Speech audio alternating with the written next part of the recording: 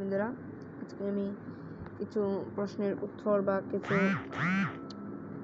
কিছু সমাধান বুঝিয়ে দেবো আপনাদের। আজকে এই পৃষ্ঠা 19 পৃষ্ঠার সমাধানটি আজকে আমি আপনাদের করিয়ে দেব। তার আগে আমি 18 পৃষ্ঠার এই সমাধানটা করে দিই। নিউটনের এখানে উত্তর বলা হয়েছে উদাহরণে নেই, পৃথিবীর পৃষ্ঠে রাখা 1 কেজি ভরের একটি বস্তু পৃথিবীকে কত বলে আকর্ষণ করবে। এখানে মান দেওয়া হয়েছে পৃথিবীর ভর 6 × 10⁻24 কেজি এবং ব্যাসার্ধ 6.4 = 10⁶ মিটার। তো আমি এখানে উত্তরে চলে আসলাম। আমরা জানি, আমরা লিখব নিউটনের মহাকর্ষের সূত্র F = g/m/d²। এখানে g যেহেতু মহাকর্ষীয় ধ্রুবক, তাহলে এখানে আমরা দেখতে পারি g হচ্ছে মহাকর্ষীয় ধ্রুবক,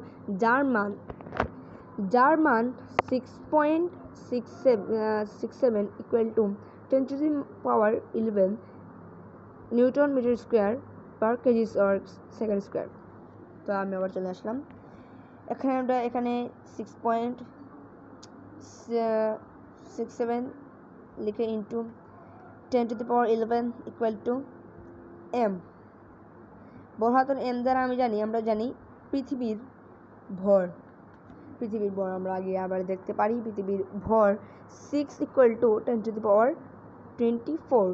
আমরা চলে আসলাম 6⁻10⁻24 = 1 দেওয়ার কারণ হচ্ছে এটা হচ্ছে বস্তু বা পৃষ্ঠের রাখা যে বস্তুটা আছে সেই বস্তুটার ভর। আমরা চলে আসলাম d² মান হচ্ছে ব্যাসার্ধ। আমরা জানি d = ব্যাসার্ধ, 6.4 = 10⁶। আমরা এখানে লিখলাম 6.4 = 10⁶ d²।